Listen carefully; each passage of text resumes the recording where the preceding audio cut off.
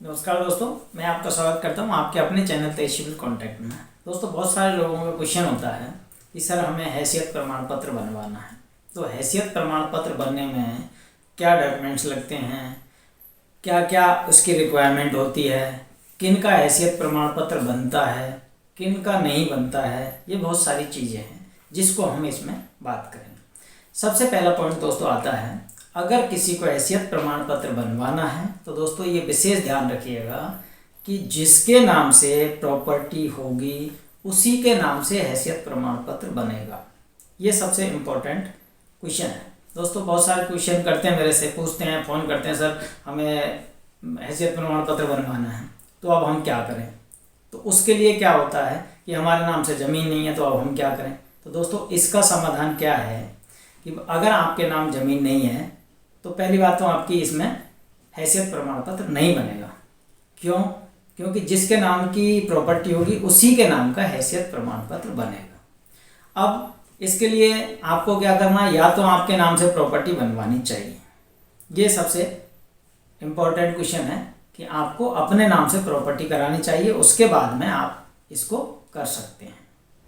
दूसरा पॉइंट आता है, इसके अंदर डॉक्यूमेंट्स क्या लगते हैं।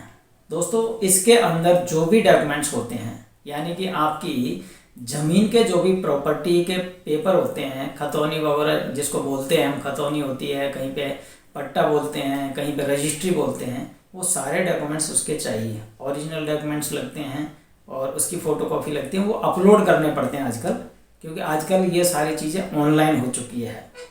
जब भी आपको ये बनवानी है हैसियत प्रमाण पत्र तो ऑनलाइन पार्ट हो चुका है। इसको आप कहीं पर भी, किसी भी जो ये कंप्यूटर वाले दुकान होते हैं उस दुकान से आपको ये जो आदमी जानकार हैं वो इनको कर देते हैं, आप वहाँ से करवा सकते हैं। ये एसडीएम ऑफिस से होती है। और अगर आपके पास चल संपत्ति, अचल संपत्ति, ये सारी चीज़ें हैं, उस पर भी आपको ये सारी चीज़ें उसके अंदर डिटेल्स डालना होता है। आपके आधार कार्ड, पैन कार्ड, जो भी आपकी डिटेल्स है, रेजिडेंस प्रूफ, वो सारी चीज़ें आपको इसके अंदर डालनी होती है। और एक क्वेश्चन और आता है लोगों का, वो कहते हैं सर हमारी ज़मीन है 5 बीघा, तो इस पर हमें कितना लाख का हमें सॉल्वेंसी मिल जाएगा। दोस्तों इसको आप इस तरीके से समझिएगा, अगर हम मार्केट में, जैसे हमारे पास 5 बीघा ज़मीन है या 10 बीघा ज़मीन है या 20 बीघा ज़मीन है, लेकिन मार्केट जो रेट होती है, जैसे कहीं पे 1 लाख का 1 बीघा चल रहा है, लेकिन दोस्तों ये 1 लाख का बीघा सरकार में मायने नहीं होता है।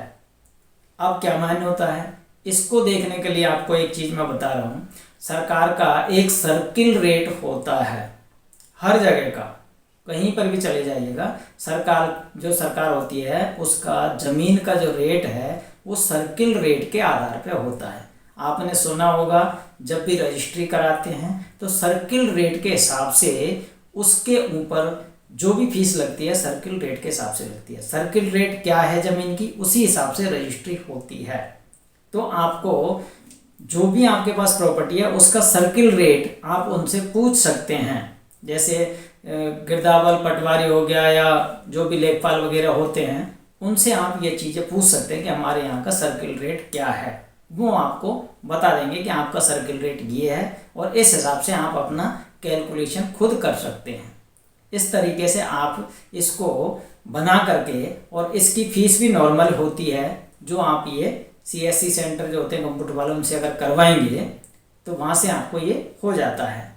तो दोस्तों अगर ये जानकारी अच्छी लगी हो तो आप वीडियो को लाइक करिएगा और अपने चैनल तेज सिविल कॉन्ट्रैक्टर्स को सब्सक्राइब कर लीजिए, जिससे आने वाली हर वीडियो आपको मिल सके।